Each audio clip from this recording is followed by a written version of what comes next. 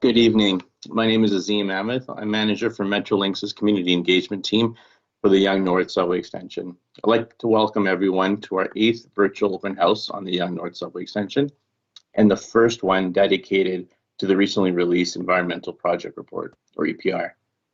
One thing I'd like to mention at the top that tonight is also the virtual community information meeting for the Yonge Quarter Study Area, taking place at the same time. So we acknowledge many people will, of course, have interest in both. So a reminder that our session here tonight is recorded, and we'll have 3 more opportunities to ask questions live of the EA group, and that all questions submitted through Engage will be answered.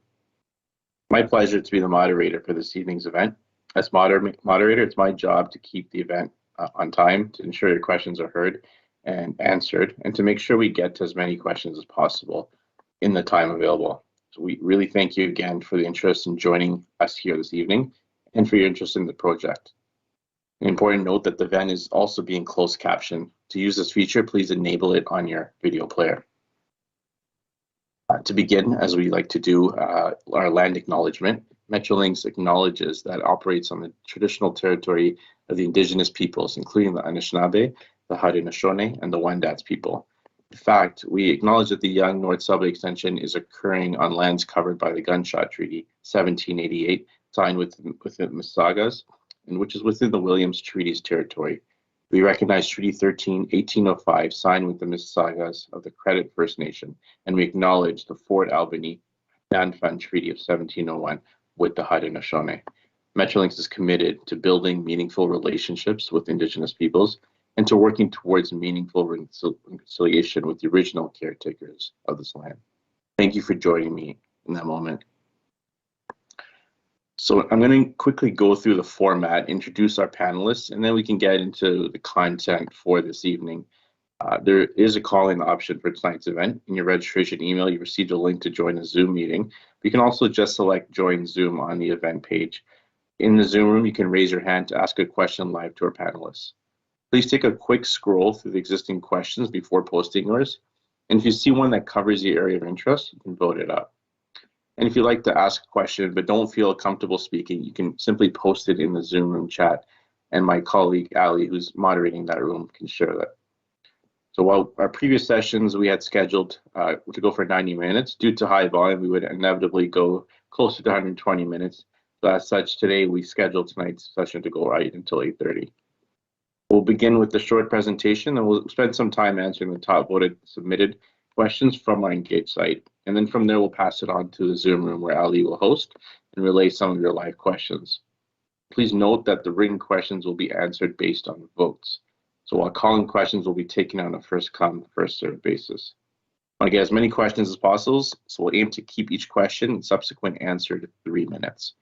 Again, all answers are posted to Engage on the Zoom room chat, even if we don't get to them tonight. The team will respond as soon as possible and post answers to the site. If you just joined us, this event is being closed captioned. You can enable this on your video player. Now, on behalf of the panel, we look forward to a productive and positive conversation. We appreciate that there's ongoing connections that we have with you and the time you've taken out of your evening to attend tonight. So with that, I'll introduce our panel. Our panel tonight includes Stephen Collins, who's our program sponsor for YNSC, and I'm sure you've seen in our previous 7 iterations. Mark Savaro is the Vice President of Subway Extension for the Metrolinx Capital Projects Group. We have Kevin Coulter, Senior Environmental Planner and a Technical Advisor. We have Raj Kadarpal, Vice President for Community Engagement, 905 Region. Maria Zinchenko, who's a Manager for Environmental Programs and Assessment. Maria Doyle, who's a Manager for Property Acquisitions. And Sam Collindren, who's an Engineer and our Technical Advisor. Ali McHugh and Zara Hakim from the Yonge North Subway Extension Community Engagement Team will be taking your questions from the Zoom room. So with that, we thank you and also welcome our elected representatives who are here today. We have Mayor Scarpitti, Councillor Godwin Chan, Deputy Mayor Tom Veg, and also have York Region CAO Bruce McGregor. Any other elected officials I missed tonight, I apologize, and thank you and welcome to tonight's session. So at Metrolinx, we do always also start with a safety moment, and safety is the core of everything we do. For a safety moment tonight, as many of you are already aware, as you live here, we have more precipitation forecasted. Snow has already started where I am here, in some areas, and it's leading into tomorrow. And a lot of the rain that's transitioned to snow and ice pellets and freezing rain. It's a good reminder to know that, with slippery road conditions, it's always good to exercise caution out there. Only go out if needed.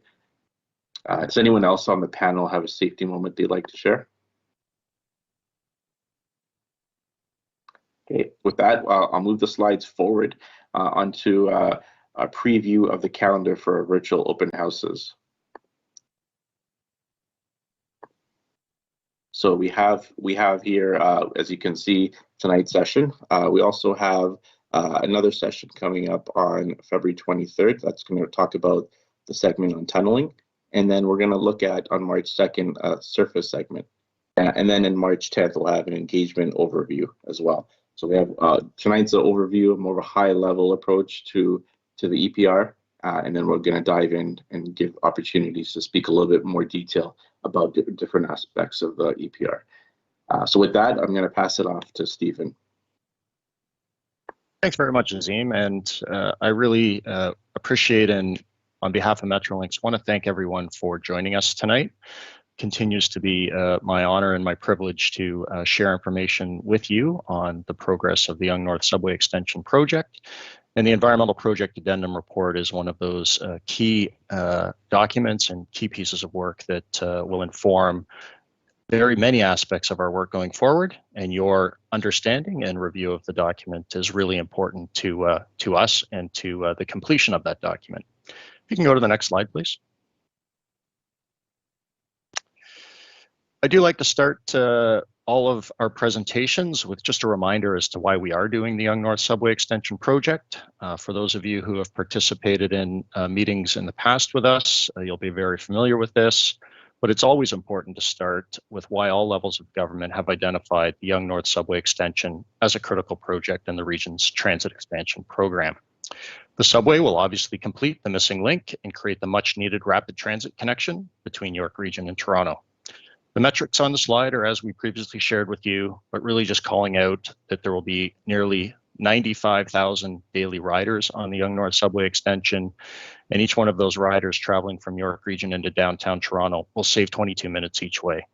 When you combine that with the return trip home, you're looking at almost 45 minutes of time put back into people's lives so that they can do something more enjoyable with that time as opposed to using it to meet their daily commute. And as a reminder, our confirmed station locations are being advanced, given they provide the highest number of riders, maximize the transit network connectivity, and place the stations where the most people and jobs will be over the lifetime of the subway project. Our technical work continues to protect for additional stations, including Cummer and Royal Orchard, and Metrolinx is working with the province and municipalities to pursue opportunities for their inclusion. And I do just want to point out and sort of address the status of Royal Orchard Station. As has been reported and discussed in various meetings and in some media outlets, the provincial government is currently in discussions with York Region, the City of Richmond Hill, and the City of Markham concerning including Royal Orchard Station in the project. We are advancing, like we at Metrolinx, are advancing the planning work for Royal Orchard Station and have labeled it as a potential station until the work concludes and funding commitments are confirmed. We are incredibly hopeful and look forward to working with the province and York Region to continue this work, which will build stronger connections, attract more new daily riders, and support sustainable and healthy communities. Next slide, please. Just a quick sort of update on our project timeline. Again, for those of you who have participated in meetings with us over the last month or so, this will be familiar to you, but we are at a critical point in sort of the evolution of the Yonge North Subway Extension. We're right sort of at the sort of early winter line on the figure on the screen there, and we have just recently filed our Environmental Project Addendum Report, which is what we're presenting tonight. And obviously that public review period is really important. And across the middle, sort of salmon colored bar is our procurement timeline. We're on a sort of what I would refer to as the eve of going out to procurement with our advanced tunnel contract. And this is sort of the start of going out and hiring a contractor to do that first major project scope and building the tunnel from the Langstaff Gateway area down to Finch Station. There are a series of procurements that will happen after that, but what is most important is moving the project from the planning phase into the construction phase. And we do anticipate beginning our Finch early works construction. These are some modifications of the Finch subway station to accommodate the Yonge North subway extension connecting in at Finch.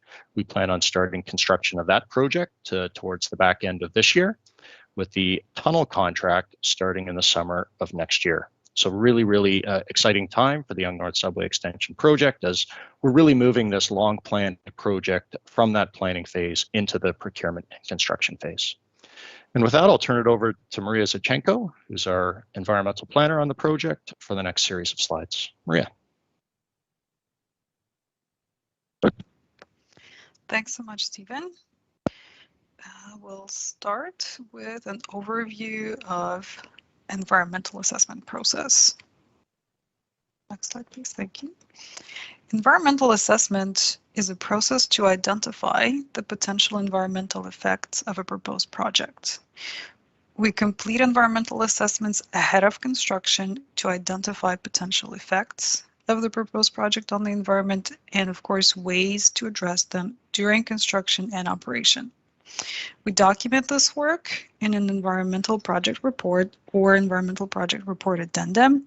And in subsequent slides, we will talk more about how we completed the environmental assessment for the Yonge North Subway Extension. We've been working on the Yonge North Subway Extension environmental project report addendum for a number of months now.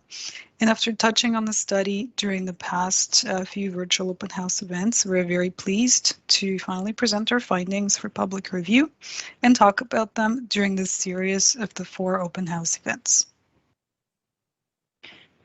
Next slide, please. The current environmental project report addendum builds on the original environmental project report approved in 2009, as well as the environmental project report addendum approved in 2014.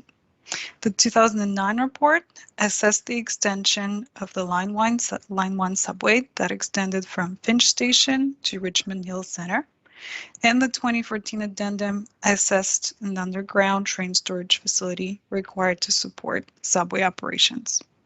The current addendum assesses changes to the project design that have been made since the completion of the 2009 and 2014 studies. It looks at changes to the subway extension's horizontal and vertical alignment, location of stations, emergency exit buildings, and traction power substations. Also, because over 10 years have passed since the 2009 report completion, the current addendum comprehensively assesses existing environmental conditions along the entire alignment to give us an up-to-date understanding of the environment in which the project will be built and operated. Next slide, please.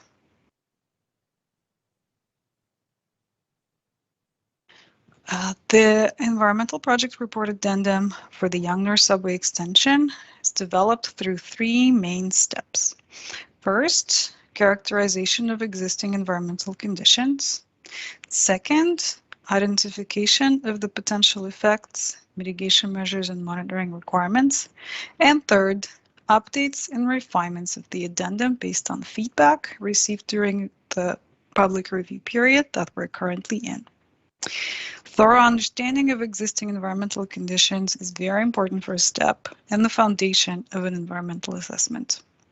To achieve this, our team gathered and reviewed available information from four multiple environmental disciplines, which we will cover in subsequent slides. We also completed field surveys, and you may have seen our staff in your neighborhoods collecting data like vegetation community, and plant lists, wildlife surveys, or taking photos of heritage properties. We'll provide more information on this important step of collecting existing environmental conditions information in the subsequent slides. We identify the effects the project may have on the environment by essentially overlaying existing conditions, information, project scope, and anticipated construction activities. We identified potential effects of both construction and operation of the Yonge North Subway Extension, and using industry best practices and regulatory requirements, we then identified measures to avoid or reduce the potential negative impacts. We also identified monitoring requirements to confirm effectiveness of those measures. It's important to note that as the addendum is a binding document, implementation of mitigation measures and monitoring requirements is a condition of project environmental approval. And these requirements will be included in their contract documents, and we will make sure that they're met during construction and operation. The last major step in the addendum development is seeking and responding to your feedback in the forthcoming updates we will be making to the document.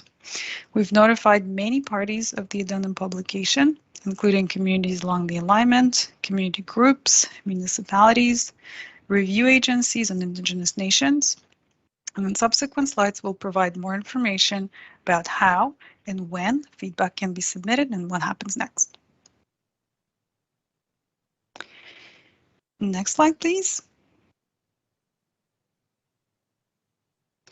The changes assessed in the current addendum include construction of an at-grade segment from Langstaff Road East to about Moonlight Lane, station locations and corresponding bus facilities, traction power substations and emergency exit buildings, required modifications at Finch Station to extend revenue service north, changes in the locations of the launch and extraction shafts, and the addition of the tunnel portal structure. We also looked at the location and design changes of the at-grade train storage facility. These project components, along with anticipated types of construction activities and existing conditions information, form the basis of environmental impact identification. Next slide, please. At a glance, these are the topics that we looked at to identify the impacts, mitigation measures, and monitoring requirements comprehensively. So these include archaeological resources, cultural heritage, noise and vibration, natural environment, soil and groundwater, socioeconomic and land use characteristics, air quality, and transportation. And we'll dive into each in the subsequent slides.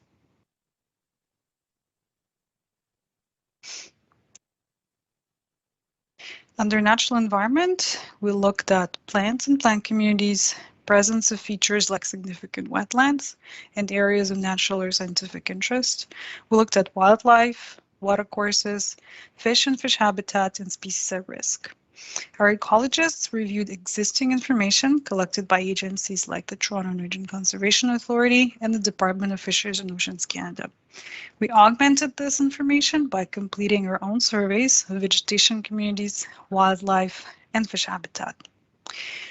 We then overlaid project infrastructure and planned construction activities to identify potential effects. In the photo on the right-hand side, you can see an example of vegetation communities in the vicinity of the project. Communities shown here are located northwest of the proposed bridge station, next to an existing stormwater management pond, which can be seen in the photo, documented in our field studies. The main vegetation communities in this area are a meadow and a woodland, but both contain fairly large proportions of non-native species. With respect to project operations, our findings do not identify any long-term impacts. The study area is highly urbanized with fairly limited natural vegetation cover. The project crosses East Don River and Pomona Creek deep below ground, which means no impacts to the natural features and habitats at the surface. At the surface, we are within or next to the existing Canadian National Railway corridor and adjacent lands, which already provide mainly low-quality habitat with a fairly high degree of disturbance. We do cross German Mills Creek at the surface, and here we're looking at putting in a new larger open bottom culvert to replace the existing one, which should improve flood conveyance and local fish habitat conditions. We will plan construction to avoid or minimize potential impacts and meet all regulatory requirements. Tree and vegetation removals will be kept to the minimum required, and removal compensation will be provided as per the Metrolinx vegetation guideline. Erosion and sediment control and spill prevention plans will be in place throughout construction. And of course, mitigation measures will be monitored to ensure they function as intended. So for example, sediment and erosion controls will be regularly inspected to make sure their integrity is not compromised throughout construction. Next slide, please. Under air quality, we looked at the weather data and various air quality parameters, for example, particulate matter, and some products of equipment exhaust. We used information collected by the National Air Pollution Surveillance Program, Ministry of the Environment, Conservation and Parks, and other agencies and programs. This information was used to establish existing concentrations of air quality parameters in the study area. To assess construction impacts, we then completed a quantitative analysis based on the project design presented in the addendum and the potential areas of surface construction to identify nearby sensitive land uses like residences, which may be locally impacted. The modeling approach we took was conservative. So for example, one of the assumptions we made is that all equipment will be running at the same time from 7 in the morning to 11 in the evening, 7 days per week. Once in operation, Yonge North Subway Extension is expected to improve air quality in the study area due to the reduction in ground traffic. Greenhouse gas emissions are anticipated to decrease as commuters are expected to shift from the use of personal vehicles to the new subway extension. And the new subway extension will be powered by Ontario's energy grid, which actually has one of the lowest carbon intensities in the world. During construction, there is potential for a temporary increase in levels of certain air quality parameters like dust and equipment exhaust emissions near the construction sites. And we will employ mitigation measures like watering of construction areas, engine anti-idling policies, stockpile covering to reduce or eliminate those impacts. It's also important to note that air quality will be continuously monitored throughout construction to confirm effectiveness of mitigation measures. And the photo on the right actually shows an example of a monitor that would be used during construction, in this case to track dust levels. Next slide, please. Under noise and vibration, our team looked at all types of noise and vibration for both construction and project operation. We started with field visits to identify sensitive uses like residences, schools, and theaters closest to the alignment. We also collected noise and vibration measurements to establish baseline conditions, which we then used to cross-reference modeling results. We used predictive models like the widely used and accepted CADNA software to determine current and future vibration and noise levels along the entire project alignment. We then compared future levels to provincial noise and vibration guideline limits, and you can find more details on the limits and the processes we use described in our noise and vibration report, and we will cover noise and vibration impact assessment more extensively during the upcoming virtual open houses. We found that using proven and readily available solutions like floating slab track, ballast mats, and noise barriers, operational noise and vibration levels are predicted to meet or be lower than required standards. Through the Royal Orchard neighborhood, for example, the highly effective floating slab technology would bring the ground-borne noise and vibration down to practically imperceptible levels. During construction, noise and vibration levels will be continuously monitored. Modern monitoring technology is quite sophisticated and not only allows us to access real-time monitoring data, but also set notifications when monitored parameters approach specific limits. This is especially important when working near vibration-sensitive structures like heritage buildings and allows the contractor to take corrective action before the limits are approached. Measures to reduce noise may include utilizing temporary noise barriers and construction hoarding that has noise-absorbing properties. They would also include equipping vehicles with broadband backup alarms.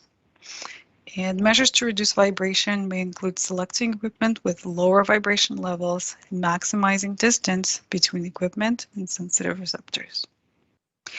Tunneling using the tunnel boring machines is not expected to exceed the construction vibration criteria, but tunneling support activities, like using a temporary railway within the tunnels to deliver tunnel liners or remove soils, could.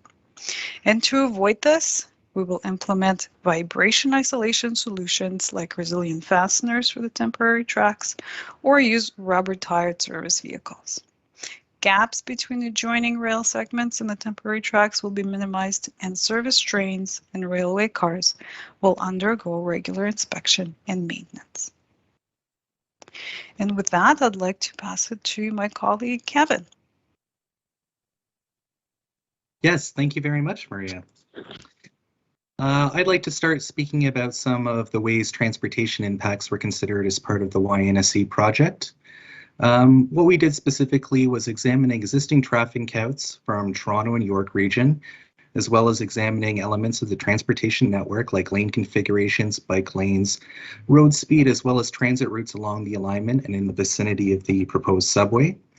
We then used traffic analysis software to see how the intersections near our proposed stations would perform in terms of traffic flow. During detailed design, we will continue to build upon this work and develop site-specific construction traffic management plans to keep people moving around surface areas. Once in operation, the project is expected to take vehicles off the road and increase demand towards transit and active modes of transportation, which we largely think of walking, cycling, and other active means. During construction, any impacts to traffic like lanes, sidewalks, bike, or temporary lane closures will be in the short term, and they will be managed through traffic control plans that are developed before the work begins. Our aim in all this is to minimize any potential traffic delays and only implement any temporary closures or restrictions when absolutely necessary. In these cases, detours will be provided along with appropriate signage and advance notification so people can plan their routes and trips accordingly. The image that we currently have on the slide should be familiar to most, is an example of a typical traffic control sign that are associated with the construction process. And this is the type of wayfinding that will be used as part of our work as well. If we could go to the next slide, please. The next area I wanted to talk about was our approach to assessing socioeconomic and land use characteristics. It all started with an assessment of existing conditions, similar to Maria's described introduction. In this particular case, our planning team reviewed regional municipal plans and policies and supplemented this information through site visits to document characteristics of the public realm.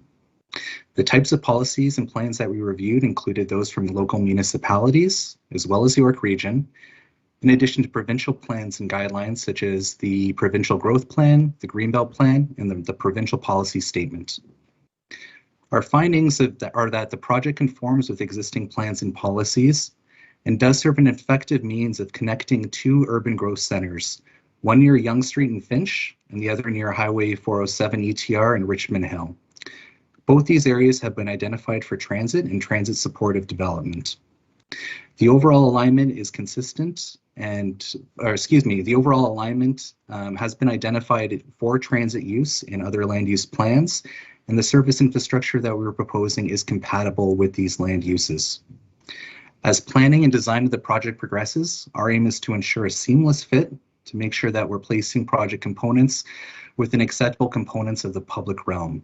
We will carefully consider the location, building materials, architectural finishes, and landscape treatments to ensure that all of our proposed infrastructure is compatible with the surrounding areas.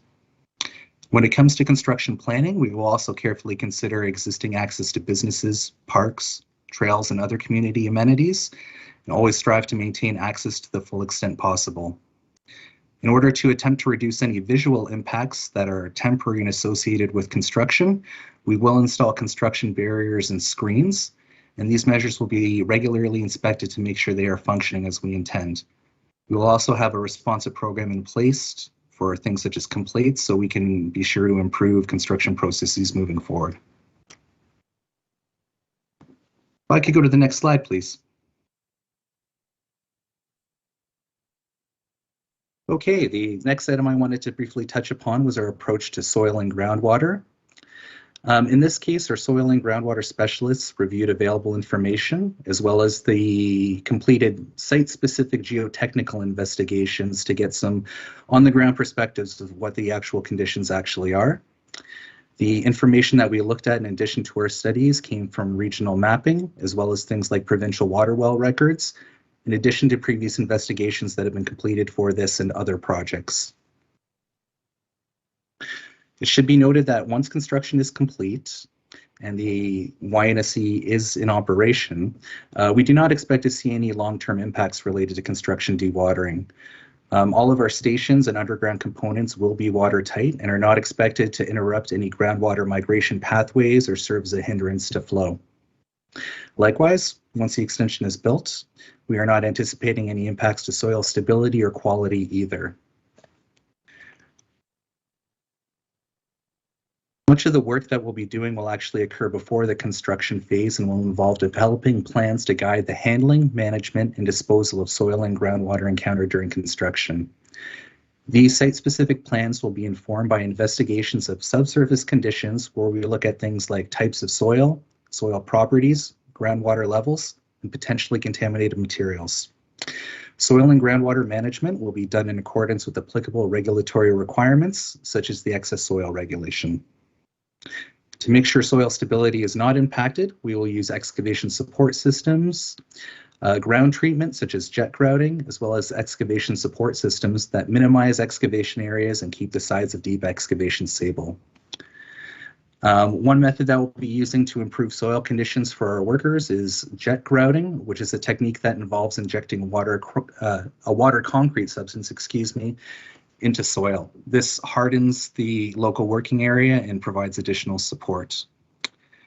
The photo that we've included in today's presentation is one that was taken as part of the site-specific investigations to complement our work, and specifically we're showing a drill rig that was used to collect soil samples.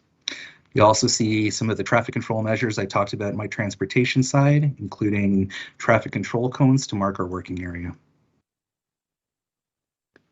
If I could go to the next slide, please. Cultural heritage we know is of great importance to community members as it is for Metrolinx. What we did here is have our cultural heritage experts conduct extensive background research to identify the historical context of our project study area, as well as determine the significance of heritage properties along the alignment. This work involved reviewing historical mapping and historical aerial photographs, the Ontario Heritage Act Registry, the municipal and regional heritage registries, as well as other completed studies in the vicinity of the project area. This background and desktop research was complemented through field investigations that attempted to verify the condition of known or potential heritage properties today. Reflecting the importance of cultural heritage to the community and the Metrolinx team, we did take a rather conservative approach when it comes to assessing potential impacts. And this is because the ultimate locations of certain surface features like station entrances and emergency exit buildings will be confirmed during detailed design. Overall, and in all cases, our preferred approach is to avoid any impacts when at all possible. But when avoidance is not feasible, we are then committed to working with the local municipality, other stakeholders like the Ministry of Heritage, Sport, Tourism and Cultural Industries, and other impacted stakeholders to ensure that the infrastructure we're constructing is an optimal fit for the area. Once construction is complete, we do not expect any ongoing impacts to heritage properties. In the case where we do have heritage properties that are located within a defined heritage conservation district, We will make sure our surface elements of the projects are designed in a way to be compatible with these surrounding and unique areas and reflect the true community character of the Heritage Conservation District. In the case of vibration, where we are inspected to be near heritage structures, we will further devise mitigation strategies that are based on an informed construction methodology that also detail accurate and local study conditions. This type of work can involve structure-specific vibration limits, pre and post to vibration condition surveys, as well as continuous monitoring of vibration during construction. In cases where demolition or alteration cannot be avoided, we will be completing further heritage assessments to provide conservation guidelines and property-specific solutions in consultation with stakeholders like the Ministry of Heritage, Sport, Cultural Industries, the local municipalities, local conservation groups, as well as other stakeholders like the Ontario Heritage Trust. As stated before, we absolutely do recognize the importance of heritage resources along the project alignment, and including some significant areas like the Thornhill Markham and Thornhill Vaughan Heritage Conservation Districts. One of the images that we include on our presentation here today shows a commercial building that is designated under the Ontario Heritage Act as a Class A property. It's located in the Thornhill Markham Heritage Conservation District. And this two-story building was originally constructed in 1850 to serve as a general store and veterinary clinic. The building has been relocated from its original location to accommodate the widening of Yonge Street, but it is in overall excellent condition. It is in use today. This is the exact types of features that we want to be mindful of as we complete our works and make sure they're protected for future generations. Could I get the next slide, please? The last technical area that I wanted to talk about today is related to archaeology. Right now, our approach is done in a number of stages. What we did to support the Environmental Project Report Addendum was complete a Stage 1 archaeological study. It was rather large, a little over 90 hectares, 91 specifically. And what this looked at was all properties or portion of properties that are previously unassessed or things that we think require further assessment from an archaeological perspective. These areas were subject to a Stage 1 assessment, which is really a background study and property inspection, where an archaeologist determines if there's the potential for archaeological resources on or within the property. As part of the Stage 1 assessment, we looked at previous studies completed by York Region Transit, the City of Toronto, TTC, and others, and also completed field investigations and compared to historical information, maps, and aerial photography to really get a true sense of what areas may or not be disturbed from an archaeological perspective. All of this work was carried out in accordance with the appropriate standards and guidelines, specifically the standards and guidelines for consultant archaeologists. Our Stage 1 archaeological assessment determined that there are actually relatively very few areas along the alignment that retain archaeological potential, which is not necessarily surprising given Yonge Street's long history and its developed nature.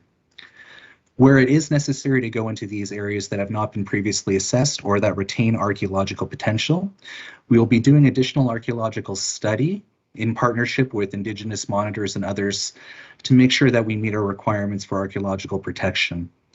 We also circulate all archaeological studies we do with affected and interested Indigenous nations for review and comment. And we are also anticipating doing some additional studies specifically in the area of Finch Station to accommodate some early work constructions as well.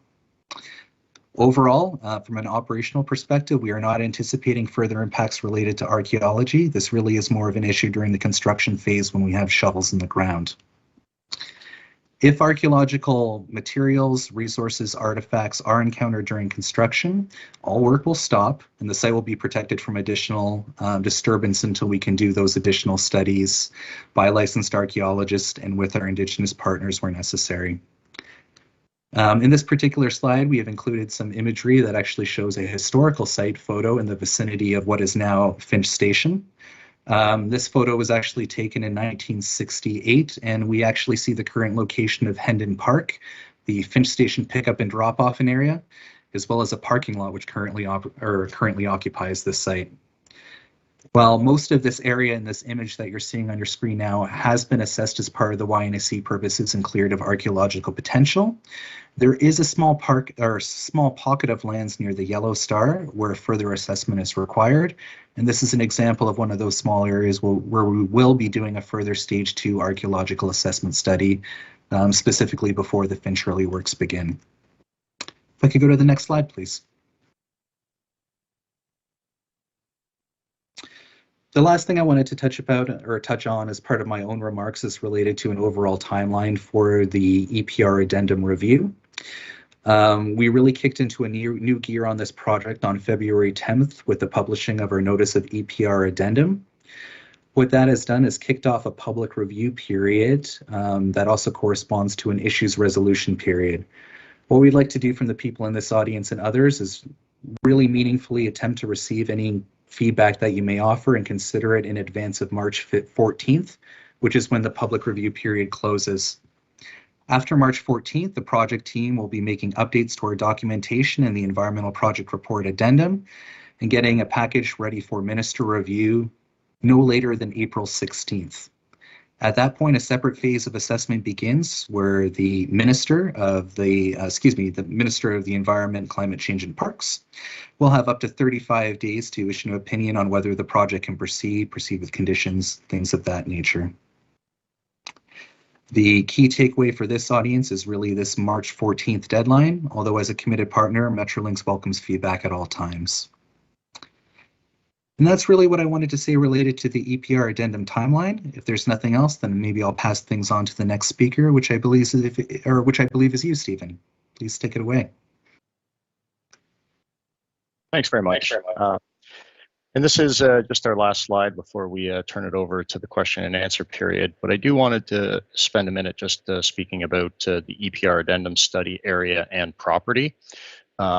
An unfortunate requirement for major infrastructure projects and sort of transformational projects like the Yonge North Subway Extension project is that we do require either temporary or permanent interests in lands.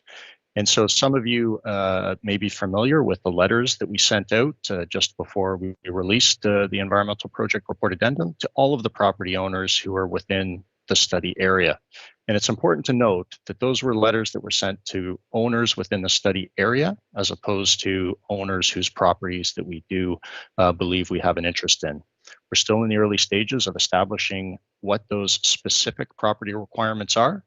And so what we'll be doing over the coming sort of period of the project development is engaging directly with those owners who we do determine that we need a temporary or permanent interest in property from, and working with them to acquire those interests. Above all else, we want to make sure that those owners are treated fairly and that they are compensated for the property interests that Metrolinx requires from them for the project. And that could be a below ground interest that we require, as we've talked about, as being needed for our tunnels. It could be a surface interest that we require for accommodating the construction or the ultimate infrastructure for the project. And again, it could be temporary, meaning we need it just for a short period of time during construction, or it could be permanent, meaning that we need it for the entire lifetime of the project. And so just wanted to let people and rest assured that if you did receive a notice of the EPR addendum that you are within the study area, that does not automatically mean that we do require property from you. Those assessments are ongoing. And if we do determine that we need property from you, we'll be reaching out to talk to you about that. Next slide, please. Just wrapping it up, there are a number of ways you can get a hold of us. All of the channels in which you can provide your comments and your feedback are there. And as Kevin and Maria mentioned, we are in the public sort of consultation and public review period on the EPR addendum.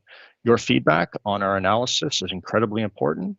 We do want to hear from you. We want to take your comments for the express purpose of making sure that we've accurately captured the environmental setting and the potential effects the project will have, and that we've documented the mitigations that we're going to put in place, because as Maria mentioned, this is a document that is going to bind us to ensuring that those mitigations are included as part of the project. So with that, I will thank everyone very much for their attention tonight. Appreciate that this was a long, deep, and thick presentation, but we're here to answer questions, and this is just the start of the engagement on the EPR addendum. Azim, back to you.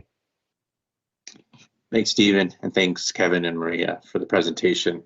We're going to head over. I'll start with the top voted questions submitted through Engage now. And once we've addressed the first few, we'll throw it and do a check-in in the Zoom room with my colleague, Ali, to see if there's any live questions as well. So with that, we'll start with the top rated question. And there was a question on vibration and there's a question on noise. So we'll throw it to our technical advisor, Sam. The question is sent by Anonymous. The addendum shows that proposed ground-borne noise levels at the closest occupied floors, such as basements for single-family homes, but it shows proposed vibration levels outdoors at the ground level. So as 1/3 of people's homes exist below grade, do you intend to release information with the proposed vibration levels at the closest occupied floor, such as the basement level? If we're not, why not, as this is critical information which significantly impacts the use of my basement. Basements would be substantially closer to the trains. It stands to reason that the proposed vibration levels in a basement would far exceed the 0.1 RMS limit indicated in the report and far exceed previous claims of imperceptible vibration. So for that question on vibration, Sam, I'll let you take that. Yeah, great. Thanks, Azim. And yeah, thank you for the comment. It's a good one. So we try to write the impact assessment reports for a variety of audiences, ranging from regulatory agencies to the general public. So we'll definitely take a look at how this topic can be more effectively communicated. Just to recap, the assessment looks at both ground-borne vibration and ground-borne noise. The differences in the points of assessment are due to the differing criteria that we have for ground-borne vibration and ground-borne noise. So the Ministry of the Environment criteria for ground-borne vibration requires an outdoor point of assessment on the ground surface, whereas the Federal Transit Administration criteria for ground-borne noise apply to rooms within buildings. Along the tunneled section, the closest room is assumed to be in the basement. Now, practically, the difference between vibration levels measured outside on the ground surface versus inside on the basement floors or walls is minor. Regardless, and let me just kind of walk it back a little bit, ground-borne vibration and ground-borne noise are directly related. So if you have high levels of ground-borne vibration, you'll have high levels of ground-borne noise. So in order to effectively reduce ground-borne noise, you'll have to effectively reduce ground-borne vibration. So in order to achieve sound levels of 35 dBA, which is the minimum criteria for ground-borne noise in residences, the vibration levels as felt in the basement floors or walls would need to be well below 0.1 millimeters per second, and so would be imperceptible. Thank you, Sam, for that. If there's no one else that wants to add to that, we can go to our next question, which is similar. On noise. So this question here is also sent anonymously, and the question is that in Metrolinx's previous town halls, Metrolinx was quoted as saying that expected noise levels will equate to whispers or background noise in a TV studio. However, on page 105, the noise and vibration addendum, Metrolinx's own table suggests that these examples exhibit noise levels of 20 to 25 decibels. But the same table notes that Metrolinx now defines the new limit as 35 decibels. As a 10 to 15 decibel increase in sound represents increase in intensity of sound, because a new noise level is massively increased and grossly inconsistent with previous commitments. Why are noise levels now 10 to 15 times higher, and what was committed to by Metrolinx only 1 month ago? So I'll let you take that as well, Sam. Yeah, great. And yeah, another great comment. So thank you. So the assessment predicts the future ground-borne noise and vibration levels without any vibration mitigation in place, and identifies the minimum mitigation requirements in order to meet the limits. Mitigation measures such as floating slab track have been identified in the report based on the predicted noise and vibration levels. Now, the limit for ground-borne noise within residences is 35 dBA, and that's based on the Federal Transit Administration criteria. These criteria are used around the world for major transit projects. Our predictions regarding the groundborne noise and vibration levels communicated in the past still stand. Metrolinx is continually committed to minimizing noise and vibration levels along the project. And the use of vibration mitigation, such as floating slab track, are predicted to reduce the groundborne noise levels to less than 30 dBA at the closest residences. We'll definitely look at how this can be more effectively communicated in the future. As a reminder, Metrolinx will also be setting up a sound lab within the community office that will help demonstrate some of these groundborne noise levels.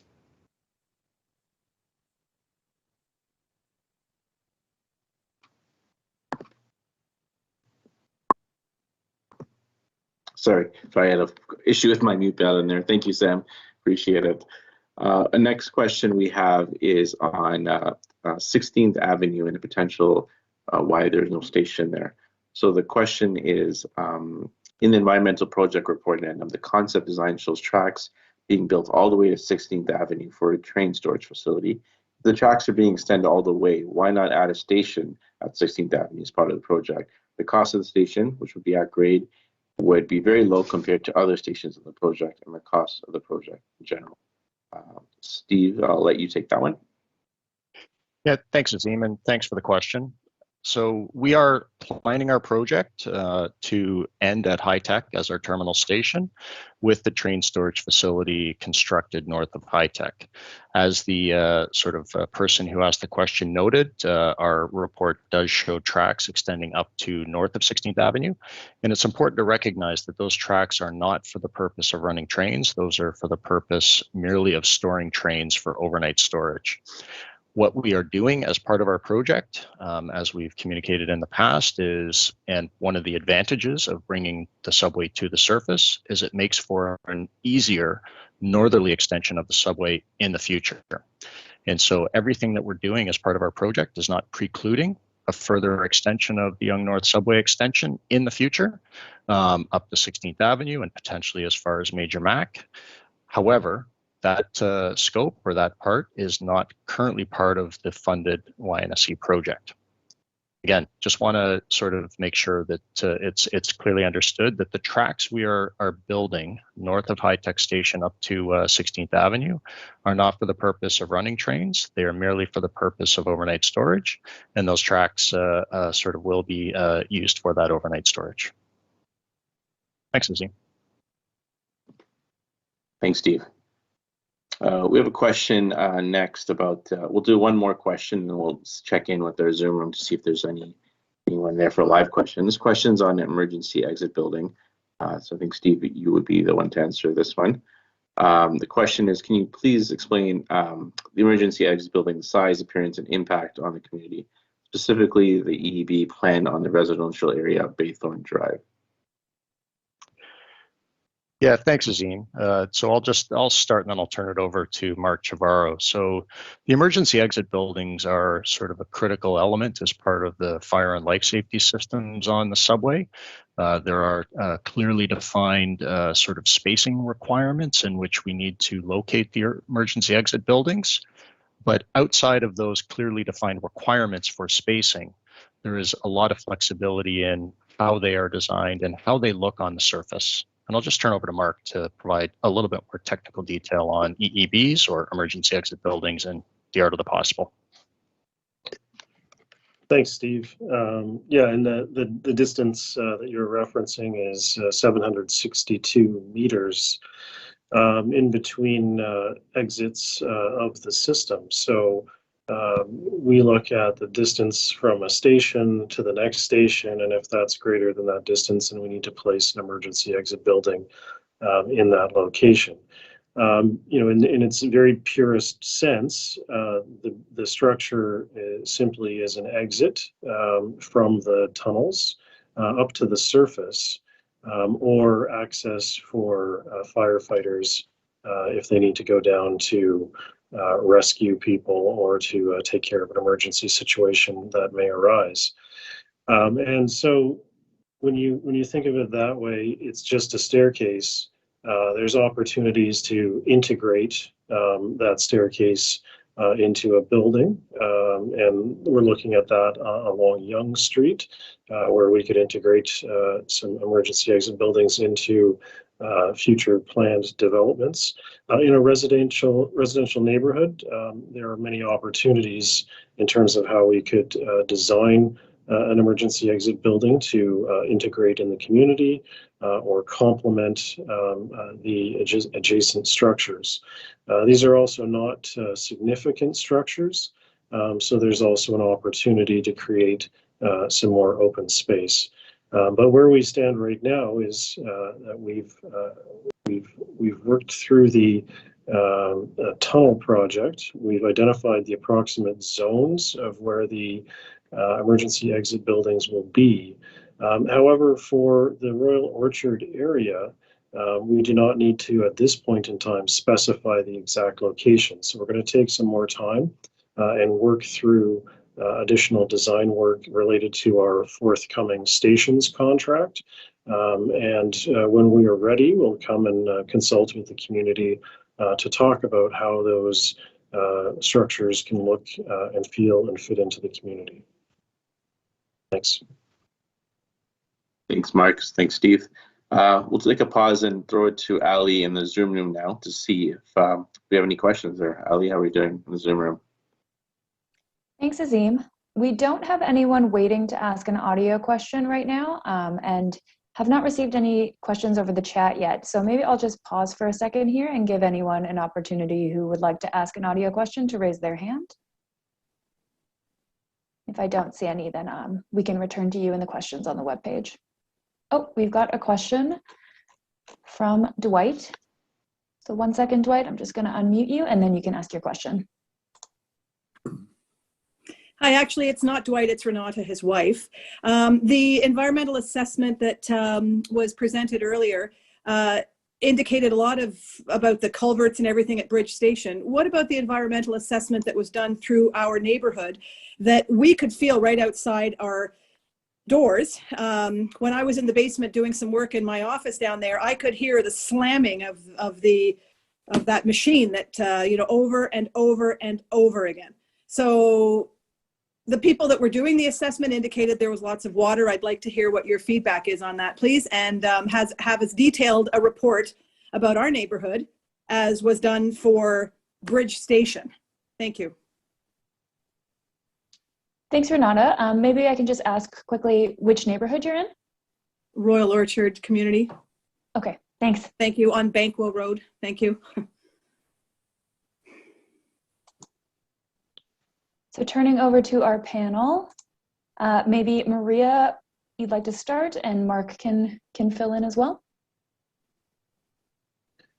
Yeah, I was going to maybe just jump in quickly because I wanted to explain the banging that Renata was mentioning, and if my guess is right, the noise that you heard, the banging that you heard, was from the geotechnical drilling program that was in the neighborhood. So the drilling and the drill rigs, I think we had an image of that during Kevin's component of the presentation. They have to set up that rig vertically and drill down to a depth of approximately 30 meters. In doing that, they place casings around the drill auger. So think of it as a sleeve around a drill bit. And the casings are only so long. So they have to stack multiple casings on top of each other as the drill progresses to a deeper and deeper level of elevation. So in doing that, there is a banging that's created, and that is acknowledged to be noisy and to create some disturbance, albeit localized and for a very short duration of time while they do that work. So that's really the root cause of that noise and that issue. And I can certainly appreciate that would be something that might disturb folks in the immediate vicinity. But I think, Renata, you'd know that that work is done and wrapped up at that location, and hopefully that noise obviously is gone at this point in time. So I just wanted to, give you a bit of a sense of what that was. That's obviously a testing and sort of a pre-construction activity that we're doing in the area, and that's not indicative of what would be happening, on a regular basis once the subway is constructed and in operation. Not sure if another panelist wants to hop in to cover off the rest of the question. I can add that for any longer term construction associated with the project, like EEB's construction in the residential areas, we will be updating our noise and vibration assessment for construction phase and doing very site-specific studies that take into account detailed construction means and methods, duration, hours, equipment, areas, sizes of work areas, and we do a receptor-based assessment where we try to predict what the noise levels and vibration levels will be at the nearest sensitive uses like residences, and put in place mitigation measures so that those levels, if we expect heightened levels, are reduced and reduced throughout construction. So that will be part of the forthcoming noise and vibration construction management plans that we'll be developing before any construction commences. Thanks, Maria. If no one else has anything to add, we can move on to our next question. So we have Nama who has her hand up. So Nama, I'm just going to unmute you now, and then you can ask your question. Hi, can you hear me? Yes, we can hear you. Hi, good evening. I have a question. Phil Verster said that nothing is going to go wrong, and you guys keep telling us that noise and vibration will be imperceptible. Is that the word? Sorry. Imperceptible. We're not going to hear it. We're not going to feel it.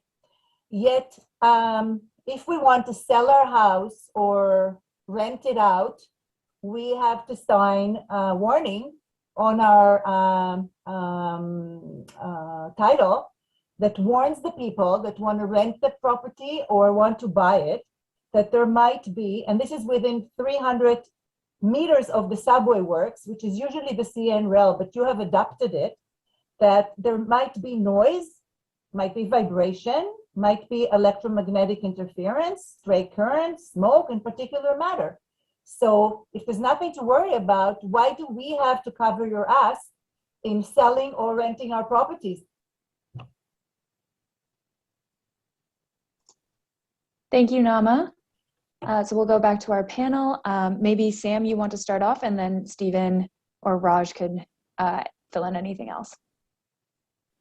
Yeah, thank you, Nama, for that. And I'll let other people comment on whether something like that's actually required for just selling a house.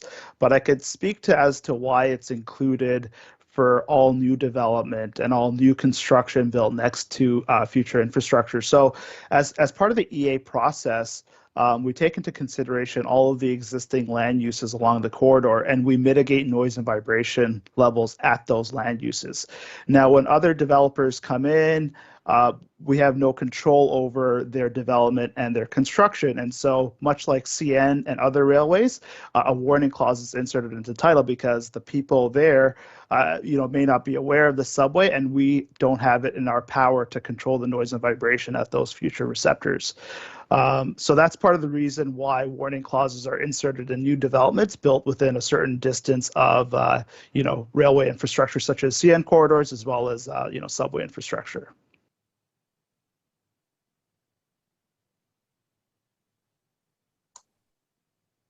Thanks very much, Thanks, Sam. Sam. And I'll just add on to that.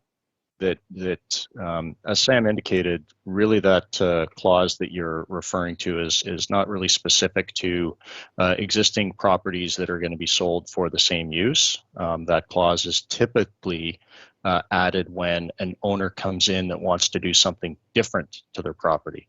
And as Sam mentioned, because our sort of environmental project report and all of our assessments are based on sort of the land use and sort of how the properties are currently being used, and we're mitigating to how they're currently being used. If an owner comes in with an application to redevelop the property, then that's the type of clause that would go into the application for redevelopment, so that they can understand that what they're redeveloping to may not be mitigated because we have mitigated for the current use.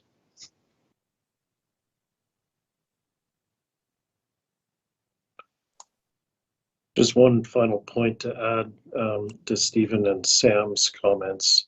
I think it was noted that this was applicable to rental, and that is not the case. So these are not these types of clauses. I think Steve very clearly explained when they are used, and it's not for renting a property. Thanks, Mark. I see that Nama has a follow-up question. So Nama, I'm going to unmute you again. No, I just want to clear. So if I'm selling my house, not renovating it, not building a pool, not doing any major renovations that need a permit, I don't need, this clause does not need to be on any sale or rental of my property, my existing property. I understand that it's a new construction. I get it all. I get it that if I want to build a pool or a second floor, got it. But if I'm selling my property as it is, or if I'm renting it, I don't need that. That clause should not be in the agreement. Is that correct?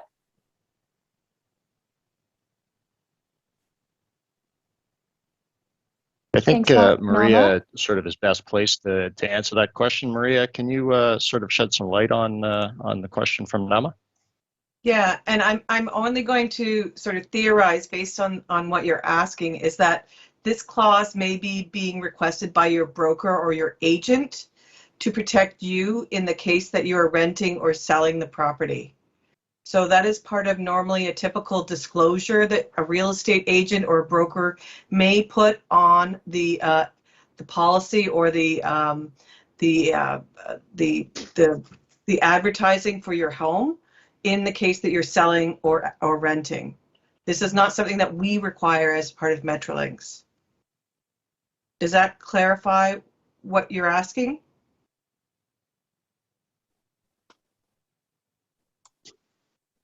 Yeah, I mean, if that's the case, then yeah, it's not anything that we that was asked by a broker or by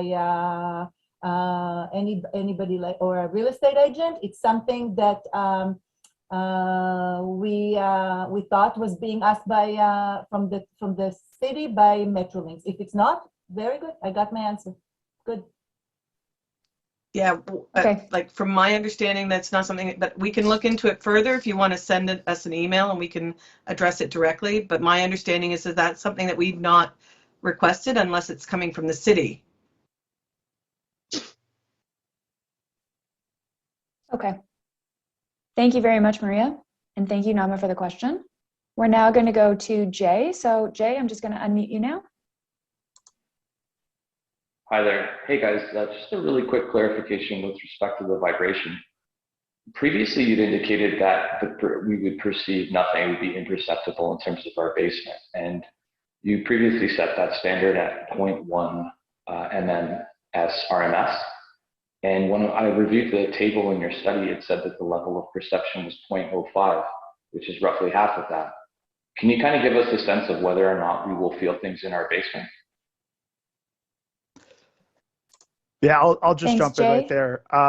Yeah, sorry. Oh, sorry, Ali. A little too eager, No I guess, problem. Yeah. Yeah, no, thanks, Jay. Yeah, so that 0.05 is the lowest level of perception. So for transit sources, it's as we said, and that's why the limit for, that was set by the MECP and various transit agencies is 0.1, because for most transit sources at 0.1 millimeters per second, you can't feel it based on the type of vibration that transit sources emit. That being said, at levels of 0.05 millimeters per second, the sound levels would actually probably be higher than 30 dBA. So when we're aiming for sound levels of below 30 dBA, the vibration levels would be 0.05 or lower. And this is something that we've kind of confirmed empirically as well throughout the GTA through adjacent to various subway projects. So long story short is, if we're aiming for sound levels, or if we're getting sound levels of less than 30 dBA, you're not going to be able to feel the vibration in the basement at the closest point to the vibration source. So hopefully that answers your question, Jay. Just a quick follow-up though. I mean, if you guys are very confident based on your technical studies that it won't be higher than 0.05, why wouldn't you give us confidence and confirmation that you're not going to go higher than 0.05? Because as a homeowner, that's what's really important to us. We're trusting you and your team of technical experts, so why can't you give us that confidence and assurance? Yeah, that's great feedback, and I think we'll definitely take that back and look at how we could communicate that a little bit more effectively. So yeah, definitely. Thanks, Jay. We'll take that back. Thanks very much, Sam. We're going to go back to Dwight or maybe Renata now. So I'm going to unmute you so you can ask your question. Thank you so much. I appreciate Mark's response. What I was looking for was more of a response from Maria, actually, about when we can expect the environmental assessment details that she provided for Bridge Station area and the culverts there and what's happening against the CN rail corridor, but more about the details about our neighborhood here. But I appreciate that Mark explained why the noise was there, and I did understand it was only going to be temporary. The issue there was that we did not, we were not told that that would be the kind of noise that happened. And there was no mitigation about that. So that was telling. Hopefully not for the future project and what is going to be happening when this is tunneling underneath our neighborhood and our homes and schools. And so anyway, it's the more detailed assessment, environmental assessment about our neighborhood that I was asking about and that wasn't answered. So thank you. Thanks, Renata. Maria, do you want to maybe take the first? Sure, absolutely. So we will be doing site-specific noise and vibration construction assessments for each of the construction areas, whether that's a station or an EEB or extraction or launch shaft, really any construction site associated with the project, regardless of where it's located. It's a commitment that we've made in the EA document. The EA document has preliminary assessment based on conservative assumptions, and we will be building on that as detailed design and planning progresses, and we know exactly where the construction areas will be, what equipment we'll use, what construction activities will be taking place in each area, and we'll be putting in site-specific appropriate noise and vibration controls to ensure that the construction noise and vibration levels are reduced. Communication plans will also be very important. Will be put in place before construction so the community is aware of the upcoming works. And we will have a dedicated means to reach the project team. If any of my colleagues would like to speak more about the communications aspect, come construction phase, please jump in. Yeah, Maria, I think I'll just jump in here, and I think I understand the question as well. So, and maybe Kevin, can you talk about all of the assessments that were done within sort of the Royal Orchard community, maybe sort of from Pomona Creek going easterly over to the CN corridor, the natural environment sort of paying close attention to. I know we presented some natural environment results up near Bridge Station, but that all of the results are captured in the EPR addendum for the Royal Orchard community as well. Is there any highlights you can share? No, I'd be happy to jump in and build off of that, Stephen. Yeah, Renata, to answer your point, right now we have done our environmental assessment for the alignment as a whole. Included in that assessment is our current construction noise and vibration assessment. I feel like one of the situations that we've gotten into right now is that the exploratory work that you brought up related to the geotechnical investigation was of short duration that is needed to kind of advance the design of the project. We are putting in more stringent mitigation measures and requirements for our future contractors related for them to develop their own mitigation plans based on their knowledge of when and where work is occurring and things like that. To get to your point about an overall environmental assessment for the Royal Orchard area, our current studies do look at natural conditions within that area, vegetation communities, socioeconomic and land use conditions, cultural heritage features. So right now we've done our best to present a thorough, comprehensive and conservative assessment of potential environmental impacts within the Royal Orchard neighborhood that is only going to be supplemented through additional analysis plans design done as part of additional design efforts and in partnership with people like the contractor who actually have boots on the ground and who are doing the work. So right now we feel like we have an excellent comprehensive basis, and it's only going to get more refined from here, is how I would answer your question.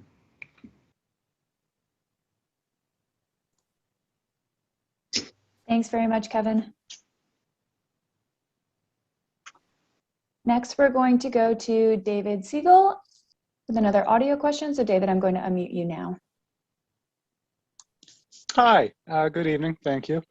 So it's good timing, actually. I want to directly related to kind of what Kevin just said, someone who's been following this pretty closely, especially because our home is one of the ones that's likely going to be of interest to Metrolinx.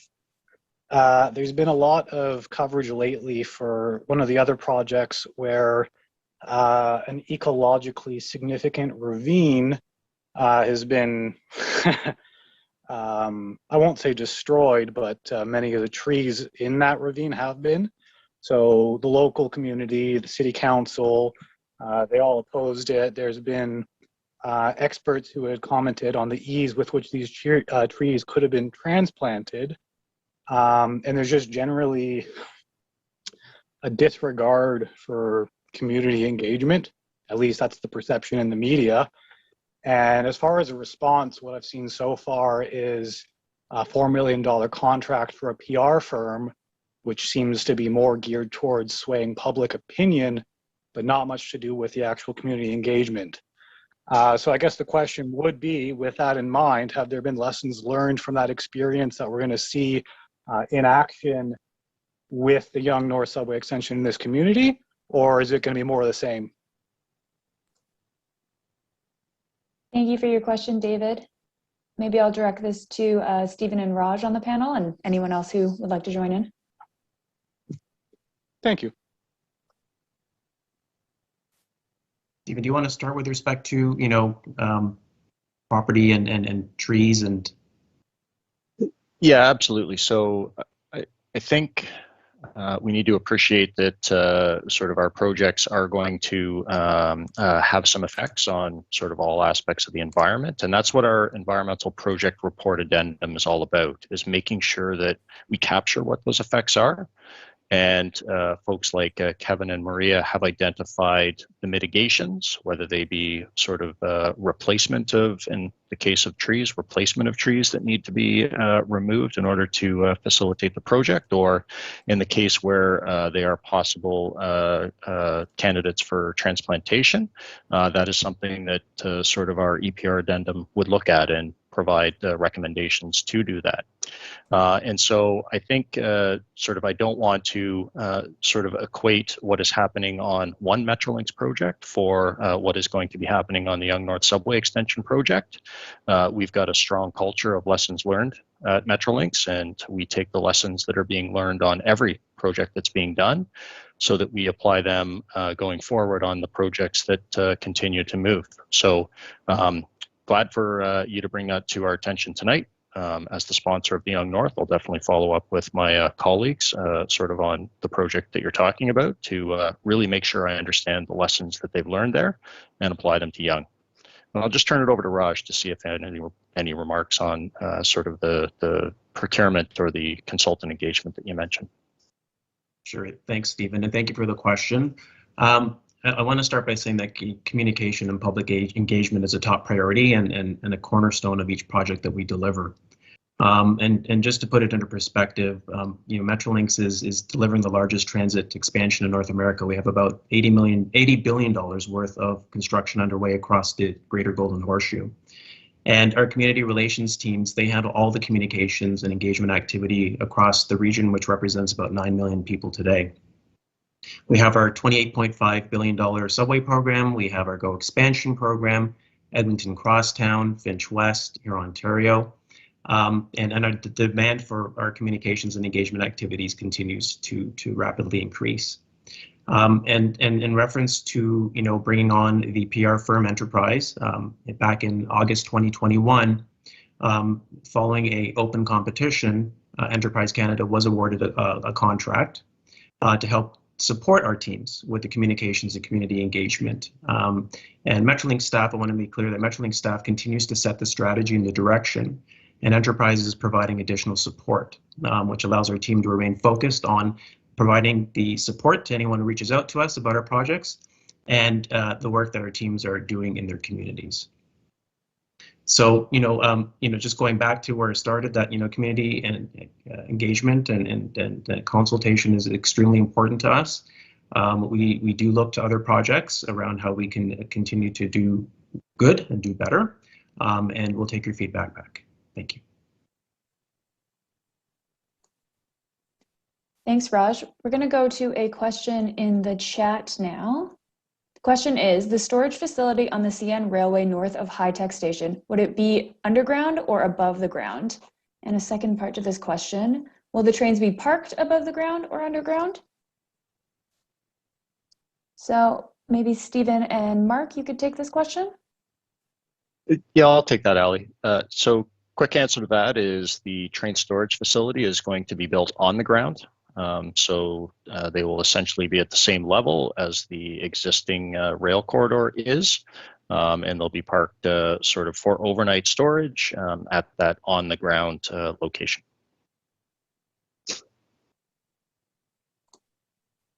Perfect, thank you. We've got another question from the chat, and it is, what does Metrolinx propose as a resolution for homeowners if noise and vibration levels exceed the amount defined in the EA? So Stephen and Mark, maybe I will direct this one back to you guys as well, and anyone else who'd like to weigh in. Thanks, Ali. And I'll start off by saying we are extremely confident that the measures that we're going to employ to mitigate noise and vibration, not only below the Royal Orchard community, but throughout the length of the Yonge North Subway extension, are going to work, and we're not going to have a problem when we move through construction and into operations phase. That said, Metrolinx, as an agency of the Government of Ontario, we're not going anywhere.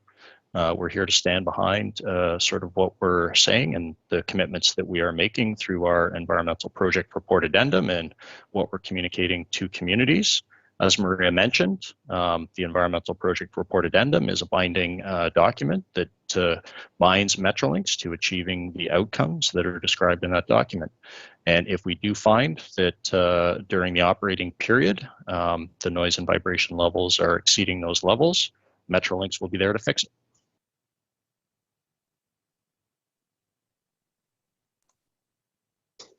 Thanks very much, Stephen.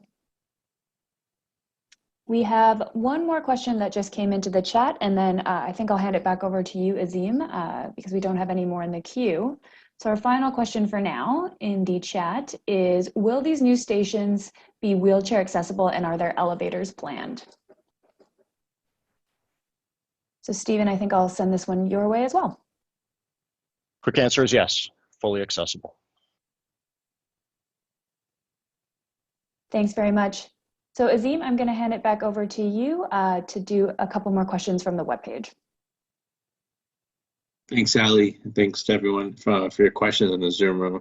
So we do have a few more from Engage. We're going to go with the highest rated ones, highest voted on ones. We have a question about the 16th Street train storage facility in Richmond Hill. The question is, are all the current properties south of the 16th Street Bridge being taken over by this project? Does that include the currently planned city park on Northern Heights? The area is residential and growing with plans for many more condominiums in the immediate area, which will continue to modernize the corner of Richmond Hill. It seems now that it will be turned into industrial rail train yard. There's already a lack of public parking and green space in this area due to the condo building. Please address plans for the land use in this area and visions for the build. So maybe Steve, I'll pass it to you, and then Mark or anyone else wants to jump in can add in. Yeah, so the quick answer is the Yonge North Subway extension and the train storage facility is really going to be located in sort of the existing CN rail corridor and a portion of the space on the west side of the rail corridor. We don't need to acquire many properties sort of north of sort of high tech because we're going to be locating for the most part in that existing CN rail corridor. We do require some property from the existing sort of industrial / auto dealerships up sort of just south of 16th Avenue, and we'll be dealing with those owners to acquire those necessary interests. As far as sort of the parks and sort of open space, one of the things that we're protecting for as part of our project is a continuous sort of community path or a multi-use trail that's going to connect the 16th Avenue Yonge key development area down to the Richmond Hill Center Urban Growth Center. And we are working with the City of Richmond Hill to plan that out and make sure that that space is protected for as part of our project. But as far as property acquisition goes, no, we don't anticipate acquiring many properties sort of between High Tech and 16th Avenue, with the exception of some interests from the auto dealerships and sort of that industrial space up just south of 16th Avenue. Thanks, Steve. If there's nothing else to add to that one, we have two questions about Clark Station and the potential bus terminal that I'll merge into one. Essentially, the question is, if we can provide details of Clark Station and the bus terminal, which corners of the intersection will the two subway entrances and bus terminals be located? Will it be at grade or below grade? And there's also a question about concerns with respect to safety of children who go to Thornhill Secondary School in crossing the crosswalk. So if we can have any information about Clark Station and the location of the bus terminals. So I'll start and maybe turn it over to Mark. So as presented in the environmental project report addendum, we did show sort of a rather long section of station box or station footprint. And what that represents is sort of our ongoing deliberations of where to precisely locate that station box. And what that means is sort of the structure that will be below ground. We are looking at sort of options of having it just north of the intersection and using sort of the property that is the existing gas station for a small bus terminal. We're also looking at an option of having the station box just south of Clark and using some of the properties on the southeast corner for a bus terminal. We're not finalized in our sort of deliberations and our planning there, and that's why we showed it as extensively as we did in the environmental project report addendum.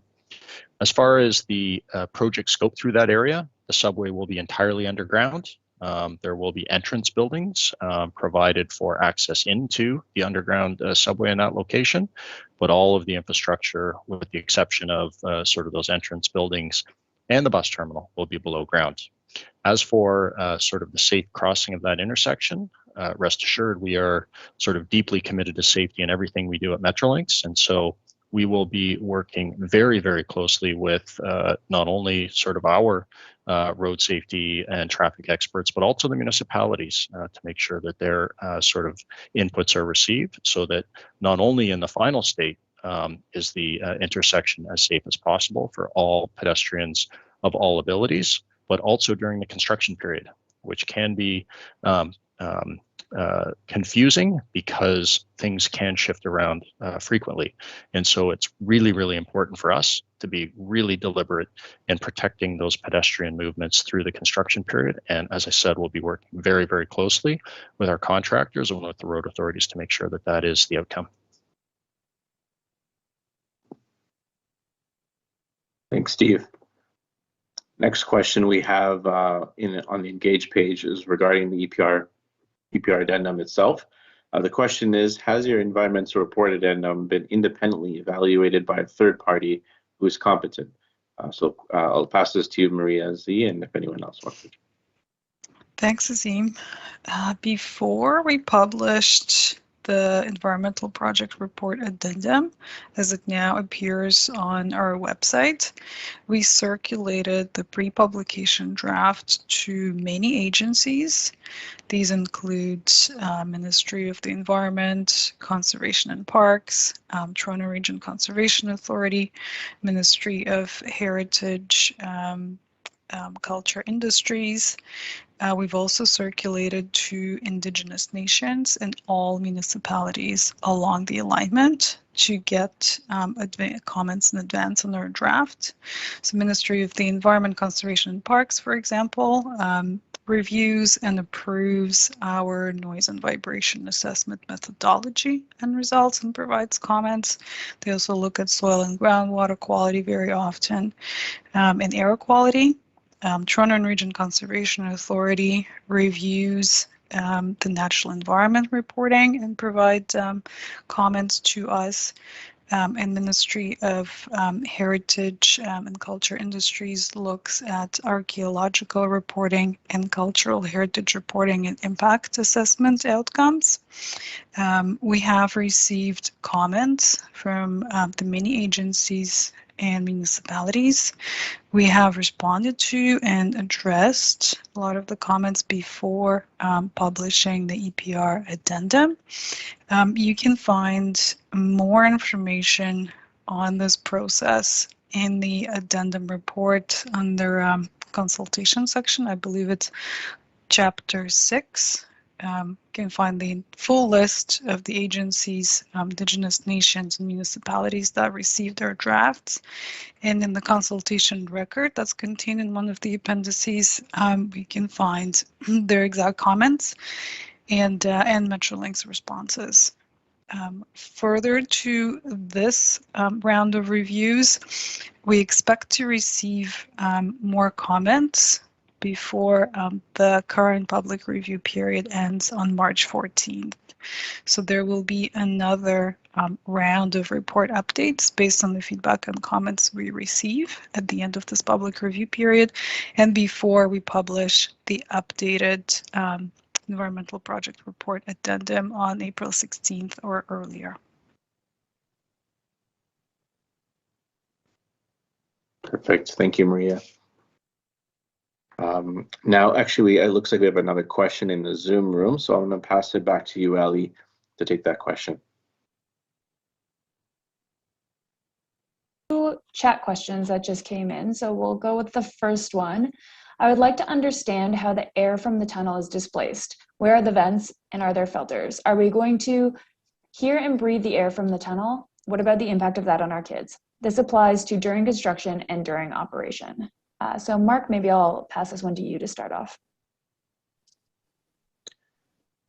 Thanks. So I'll start with the construction phase and then move to the operations phase for describing how this works. So during construction, I think we've spoken a little bit about the launch shaft area where the tunneling machines will be launched into the ground and commence their tunneling operations from around Langstaff Road south and down to Yonge Street and making the connection to Finch.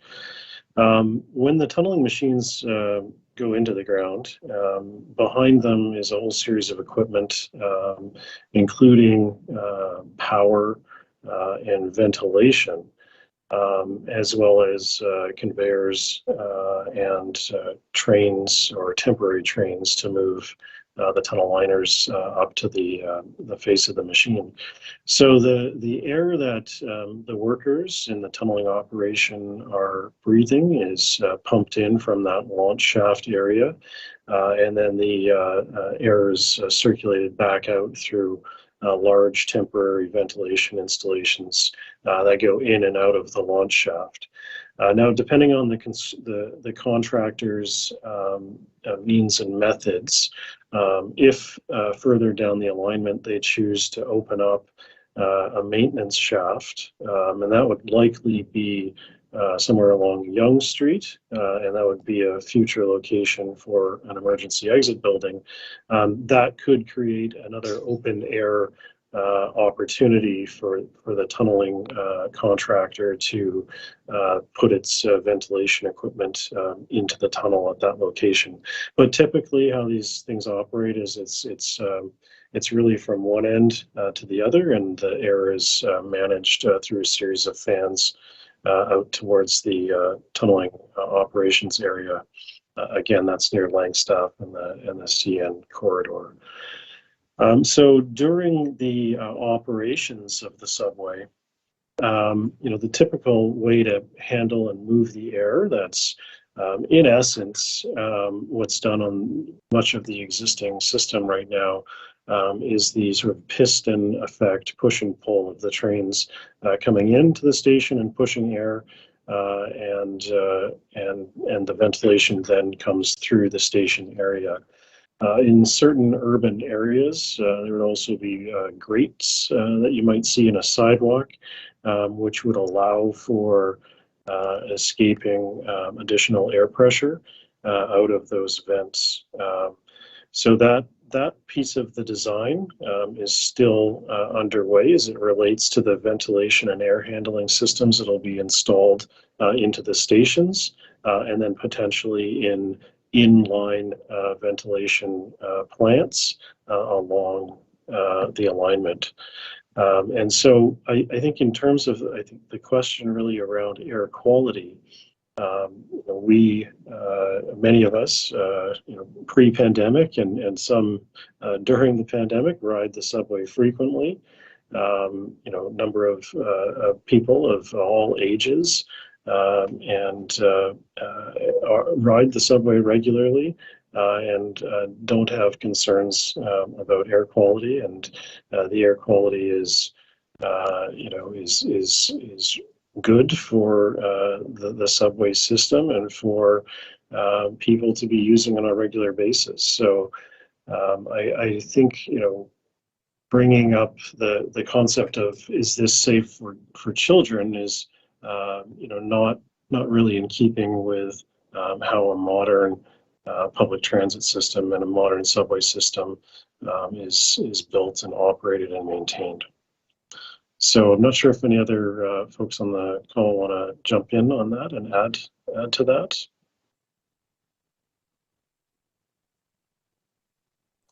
Excellent.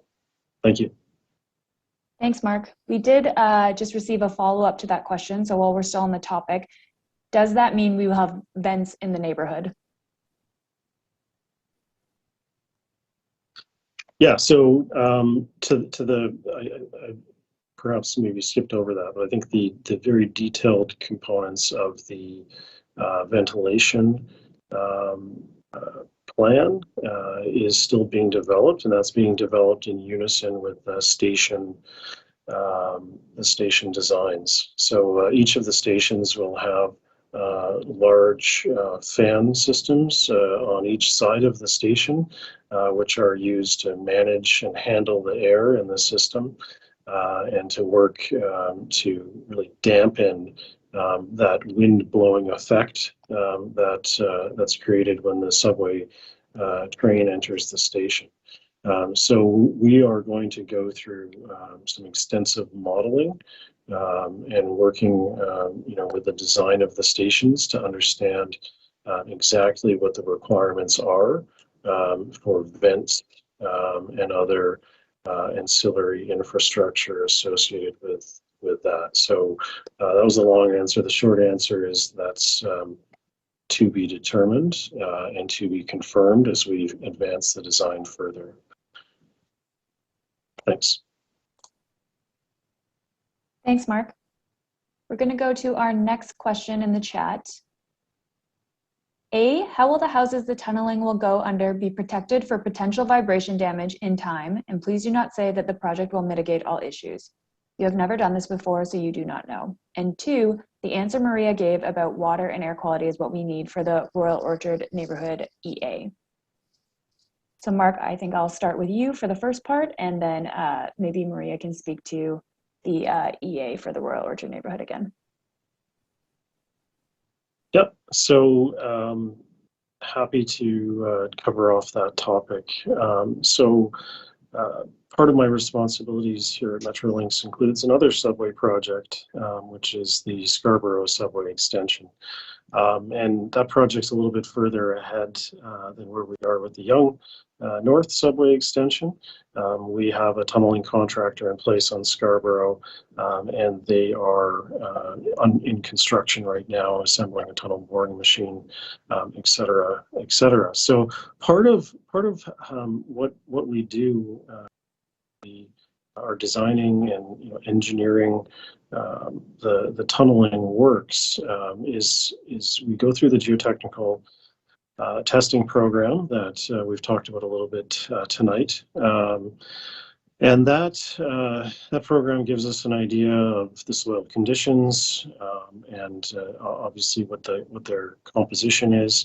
And that gives us a good understanding of how they will respond and react to a tunnel and to tunnel construction.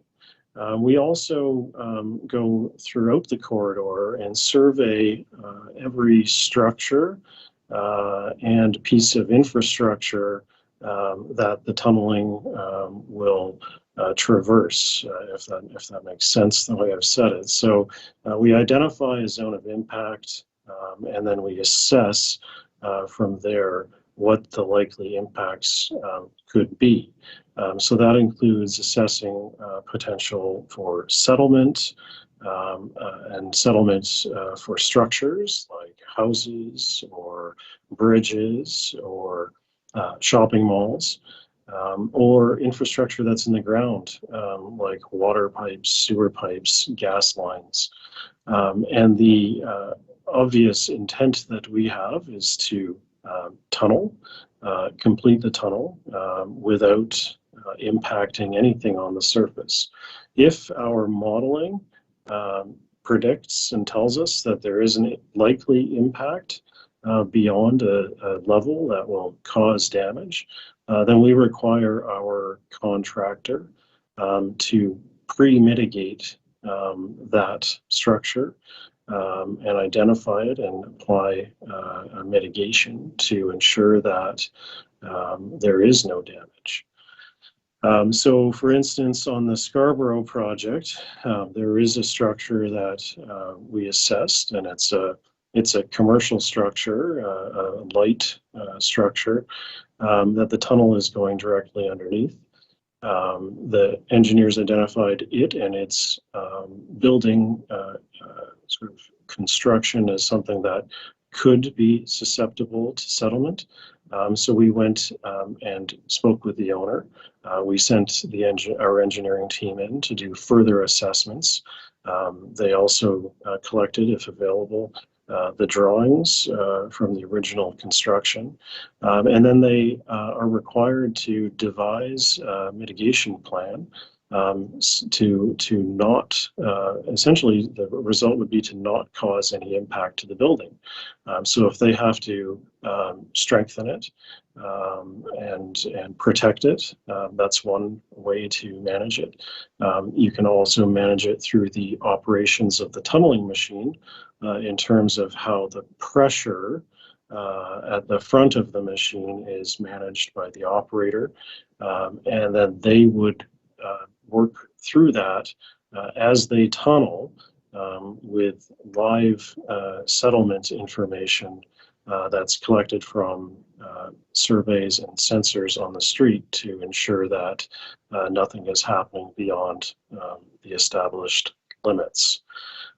So it's very long-winded and hopefully not too technical answer there, but you know, the very short answer is tunneling is intended to be completed with little to no settlement above the tunneling, and we explicitly require our contractors to be proactive and to understand the potential risks and to mitigate them before they occur. As you can imagine, you know, a house is obviously sensitive, and we do not want to cause any issues to the houses. But a gas line is just as risky as is water and sewer infrastructure. So these are all very sensitive things that we're very aware of, and we take very seriously in terms of avoiding any issues. In terms of, I think the comment about this has never been done before, there have been a number of tunnels constructed in the Toronto region. Some of them are in the right-of-way, in roadways. Some of them do traverse underneath buildings, including the recent Toronto-York Spadina subway extension. And the Eglinton Crosstown tunnels come in very close proximity to houses if you measure the distance from the house out into the roadway where the tunnel is. And the tunneling there versus tunneling underneath has the same risk element that could cause damage, and that approach of predictive modeling and then active management throughout the tunneling process is how we avoid those types of impacts. Hope that answers the question.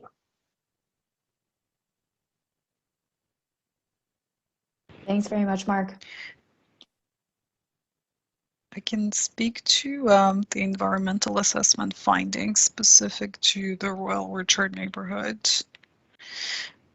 We've done our best to strike a good balance in this environmental project report addendum in providing comprehensive assessment and yet make it site-specific enough so that it's fairly easy for the readers to find their neighborhoods or their houses along the alignment.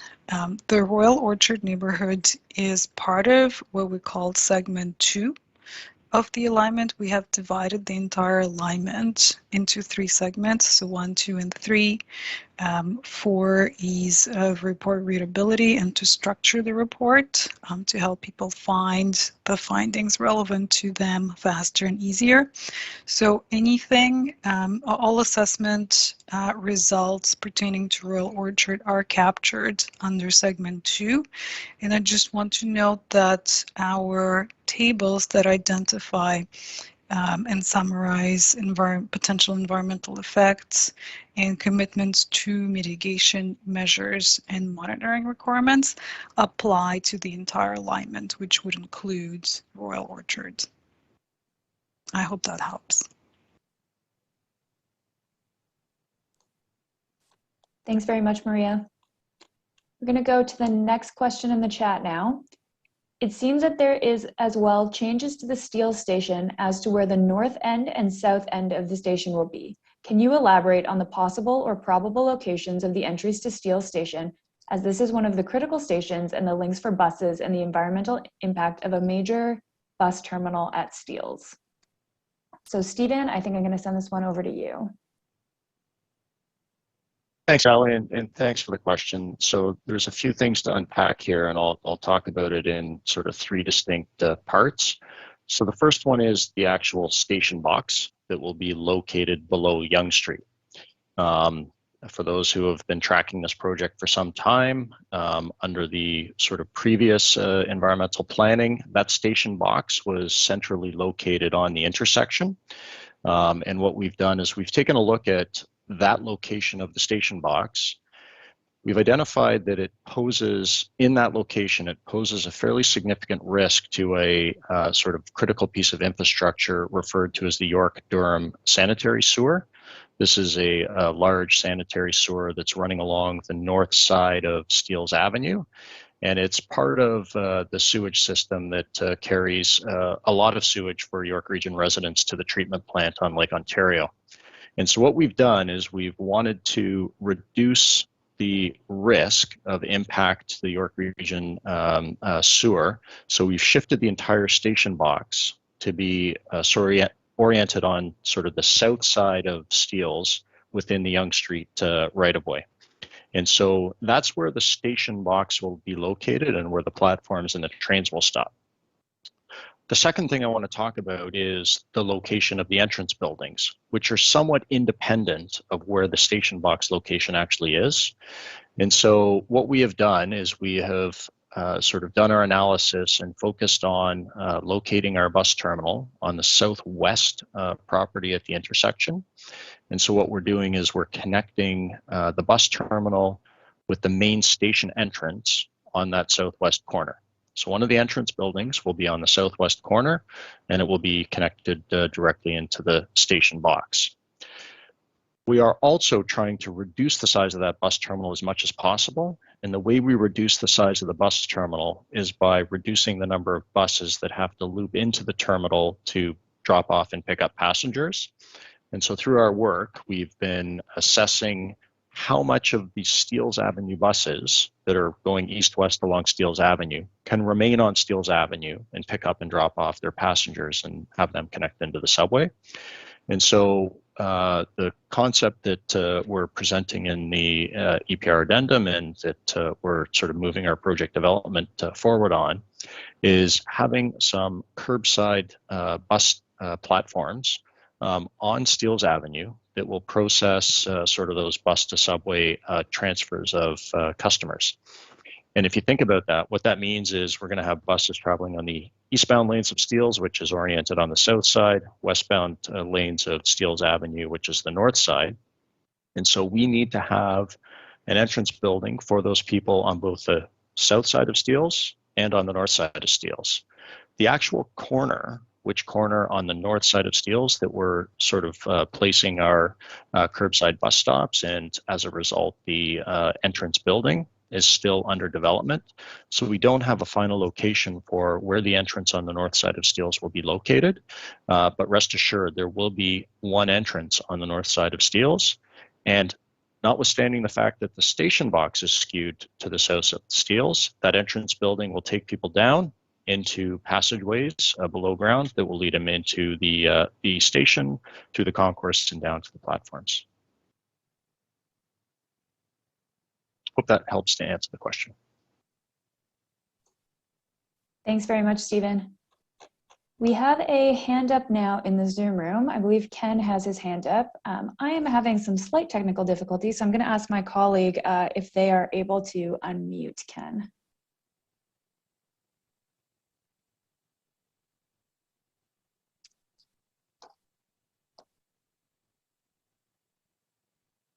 Daniel, maybe you can unmute? Yeah, okay, sorry, yeah.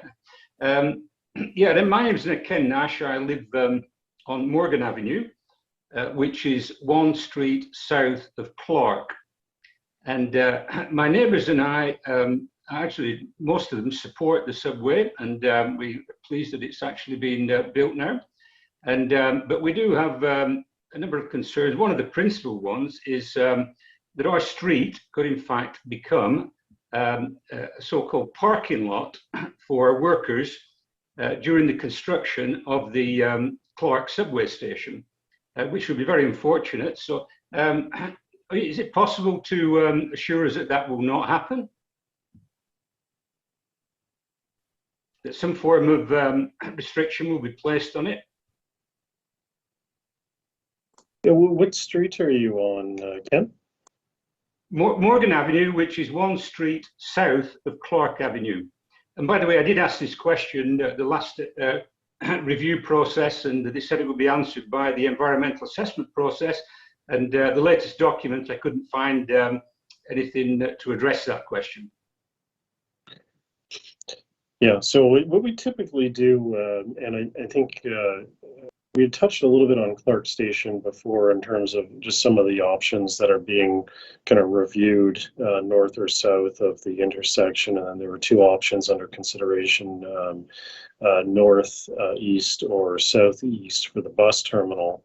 And so, you know, when we get to that decision-making process, we'll end up acquiring one of those properties to build the bus terminal and station entrance building. So I think what we would intend to do there is utilize that site to the extent possible for parking for the workers. What we've also done in other projects is where there's a residential area that's directly adjacent to a construction site, or even a commercial area that relies on the parking spots that are in front of their businesses. We install very clear parking prohibitions for the workers, and then we work with the local municipality to enforce those restrictions. We can also typically through our contracts require that the contractor not undertake or permit its workers or subcontractors to undertake in that behavior of parking and disrupting local streets. So I think the details of the traffic plan would be developed as we get further into the project, and would absolutely be respectful of the residential residents that we would be, neighbors to for a number of years during construction. Okay, so thank you very much. When would we actually be able to see the traffic plan? That'll be quite a ways out, because the activity that you would see first at Clark would be head wall construction, which is a relatively short period of time, probably 90 to 120 days. Now, that's related to the tunnel construction, and it requires the setup of a large drill rig in the street, drilling caissons into the street, and then they complete that, and the tunneling machine comes by afterwards. It's the station construction, which would be post 2025, where we start to really develop the fine-grained plans for the traffic management. Perhaps a touch before that, where we would be working with the local municipality to really talk to them about what the restrictions are, what's allowed, what's not allowed. But we would probably finalize that when we get to permit process. And that's something that we do when we're working with our contractor, is they've got to go to the municipality and seek a permit to they'll likely need to close part of Yonge Street to do some of the construction.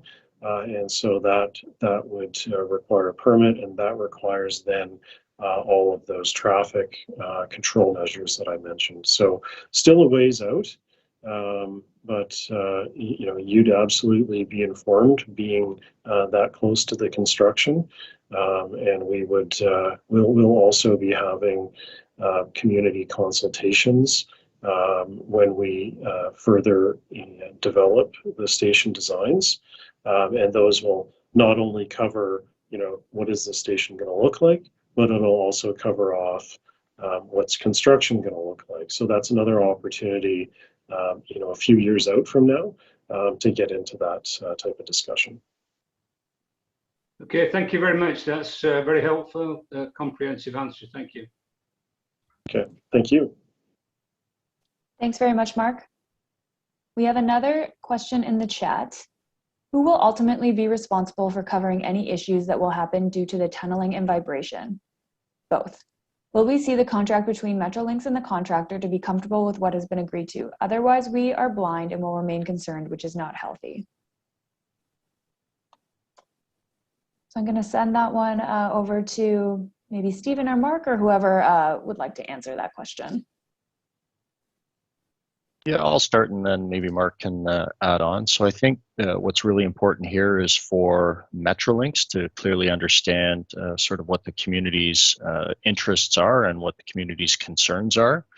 It then becomes our obligation to make sure that we're preparing our contract in an appropriate way so that our contractors are delivering on the requirements that Metrolinx establishes.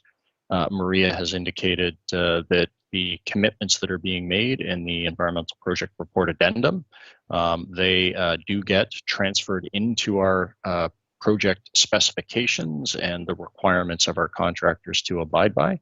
And so what will be really important is through not only the engagement on the environmental project report addendum, but through all of our engagements is for us to sort of deeply understand what the community's outcomes that they're looking for are, and so that we can assess those and make sure that they're written into our contracts. As for sharing the specific contracts sort of with communities, there are a number of documents that are sort of made publicly available through the various platforms, especially with our partners at Infrastructure Ontario. And so some of that documentation will be available through that. And again, what's most important is for us to deeply understand the outcomes that the community is looking for so that we can clearly sort of ensure that those outcomes are embedded in our contract language. The only thing I'd add to that, Stephen, is we will. I mentioned in an earlier question talked about surveys throughout the neighborhood, and I think that's another area where we're going to come in the near term, knocking on doors and seeking to do what's called a precondition survey of properties that are directly in line with the tunneling work or in the zone of influence. And it's an unobtrusive survey, but what it does is it establishes the existing condition of the property, and it also provides us additional information that we can provide to our contractor so they understand and they can feed that information into their modeling for the settlement and other the tunneling operations. So I think what we've experienced in the past sometimes is some hesitation to participate in those surveys, but those surveys are really to support the owners and the local residents in terms of establishing, what is the current condition. So there's no question if there is an issue that wasn't there before and that it was caused by the construction activity, and that makes the process of resolution much simpler and much easier.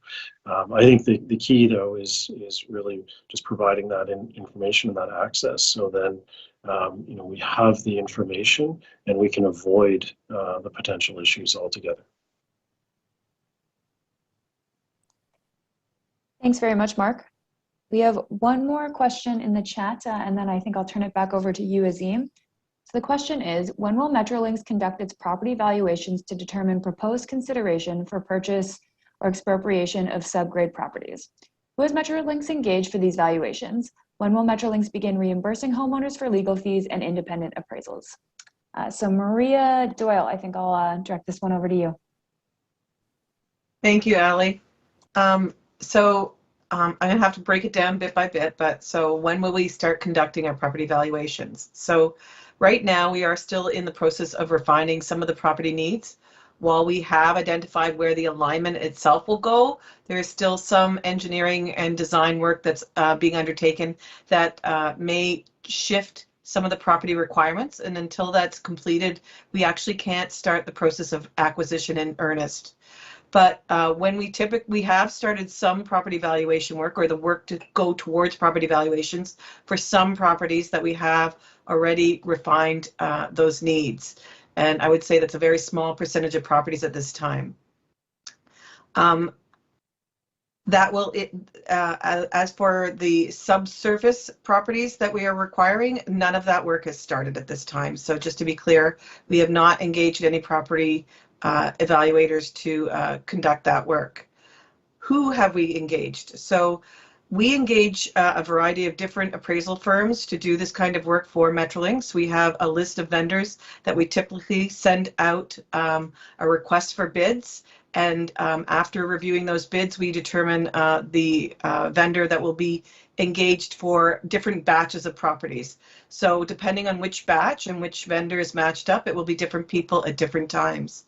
At this time, I wouldn't be able to answer specifics on any ones that we have actually started that work. The last question, when will Metrolinx begin reimbursing homeowners for legal fees and independent appraisals? That part of the conversation happens at the time that we're talking about compensation for the land that we require. So we cannot actually start that conversation with you because we would assume that you haven't already engaged legal fees and independent appraisals until we've approached you to have that conversation. And I would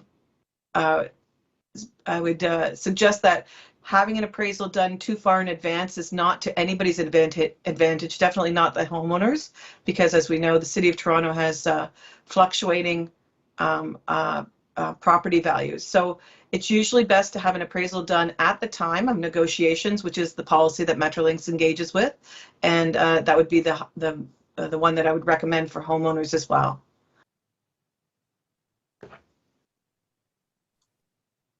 Thank you very much, Maria. We don't have any more questions in the chat or anyone waiting with their hand up. So Azim, I'm going to turn it back over to you. Thanks, Ali, and thank you to all our presenters and our panelists tonight. We got 4 minutes later than our end call, but we take these questions and your interest very seriously. And we thank you everyone for joining today. And as I said at the outset, your feedback is really welcome and appreciated. And if you haven't already, please do sign up for the Yonge North Subway Extension newsletter to stay informed about the project and so you can be notified about upcoming public events, including our upcoming virtual open houses that will be more, as I mentioned at the front, will be more geared to specific aspects of the EPR addendum. And you can also do so on our website at metrolinx.com/Yonge Subway EXT. So I hope everyone took today as an informative evening, and we really appreciate it. So good night and stay safe. Thank you.